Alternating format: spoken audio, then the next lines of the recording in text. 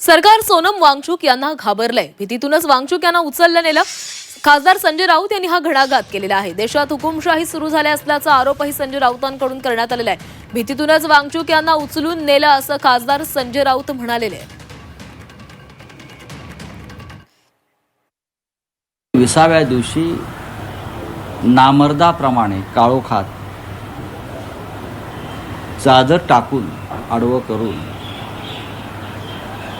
इतक्या मोठ्या माणसाला फरफटत घेऊन गेले, ज्याची उभं राहण्याची ताकद नाही उपोषणामुळे. त्याच्यासाठी त्यांना स्ट्रेचरसुद्धा आणण्याचं सौजन्य दाखवलं नाही आणि जबरदस्तीनं उपोषण सोडण्यासाठी त्यांच्यावर तो दबाव आणला. त्याचा धिक्कार करावा तेवढा थोडाच आहे. सोनम वांगचुक हे प्राणत्याग करण्यास सज्ज आहेत देशासाठी आणि सरकार त्यांना घाबरलं आहे. जर सरकार घाबरलं असेल तर सरकारने ज्या मागण्या आहेत तरुणांच्या त्याच्यावर चर्चा करायला पाहिजे.